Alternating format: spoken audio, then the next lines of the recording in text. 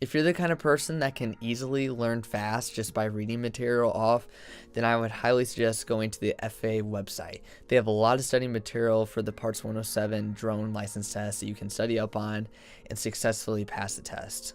If you're like me, however, and you study really easily from watching videos online or watching tips, stuff like that, I highly suggest checking out Remote Pilot 101.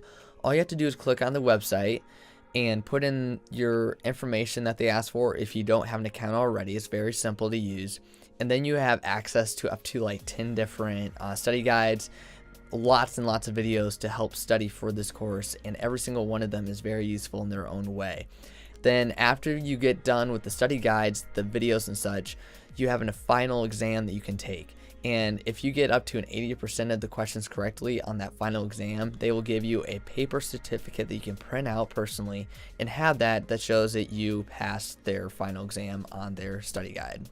If you now feel confident enough to take the course, all you have to do is go on to a website like cats.com. They have it to where you can type in where you're located at. You can put a radius of 50, 100 miles, wherever you are, and it shows you the testing centers near your location. It gives you their phone number and location ID, which is very helpful when you call in. So if you're studying up on the test right now and you haven't passed it, a couple things I personally would suggest you to study up on personally is, for one, the TAFs themselves. Learn those. It's like learning a whole new language. Believe me, when I first saw it on the study guides from Remote Pilot 101, I was freaked out like crazy. I was like, how in the world am I going to learn this? There's no way I'm going to pass this test. But if you focus on them and you understand what they mean, it actually is quite easy understanding them.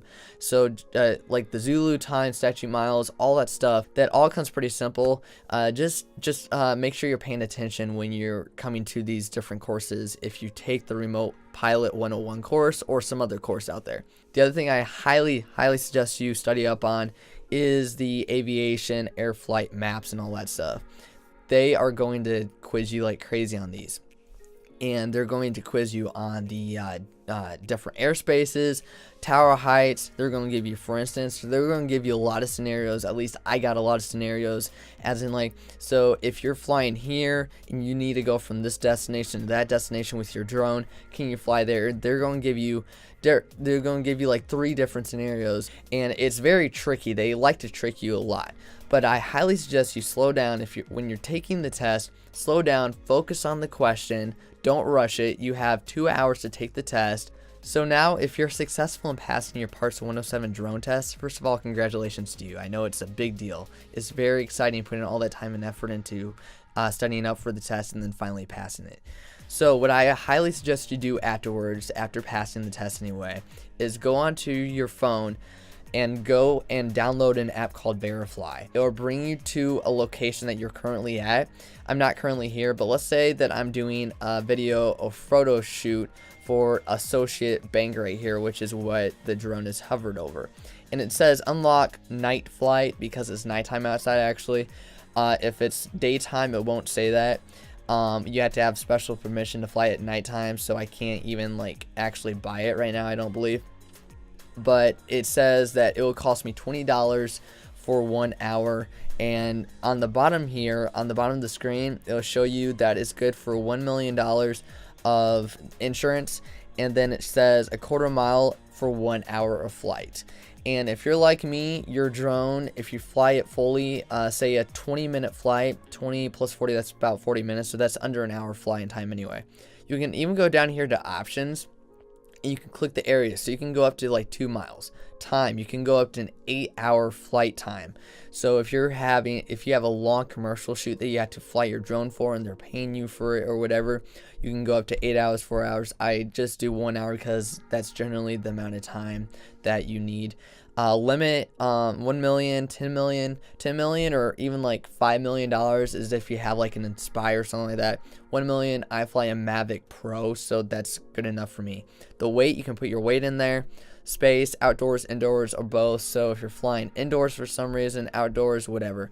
And then racing contest. So if it's a race, if you have a drone contest going on, you would need to include in there. I would just be doing like a video photo shoot, so you don't need to do that. And then schedule, pre-book. So say you're doing a week and you just need to pre-book it, you can do that. Begin now. Obviously, you know, like, okay, I need this in like 5 minutes for insurance wise, then do that. And then estimate price, $20. And like I said, I don't believe I can buy it now because it's actually nighttime outside and you need special waivers from the FAA in order to fly at nighttime. But if it's daytime, I could purchase it right now. And then all you have to do is hook up your debit card, payment a method to this, and then it will tell you that you're good to go and so forth. One thing I forgot to mention while making this video is what you need to do actually after you pass the written exam from the Parts 107 test. You should get 2 pieces of paper, at least I did anyway. One paper will have saying, you know, you pass and all this ID information, so forth. You should get another paper that should be talking about how to actually transfer all your stuff into the FAA organization so you can get your temporary license and so forth from that. So what you need to do, in case you didn't get that, is go to iacra.com or iacra.fa.gov anyway. You need to register if you haven't registered an account here yet and put in all the information that they ask you for. If you have done that, then just push login, and this is where you'll type in all the information that you get on that piece of paper after you pass.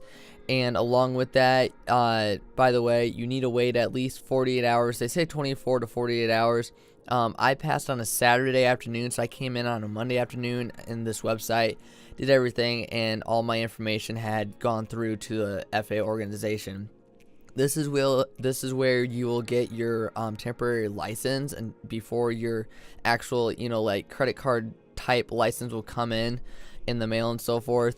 That will come in about a week or 7 days is what they say and everything. So just let you guys know that's what you need to do. Thank you so much everybody for watching this video. If you haven't yet, hit that subscribe button, hit that like button on this video. I greatly appreciate it, and I hope to get more awesome content out to you guys here very soon. Have a great day.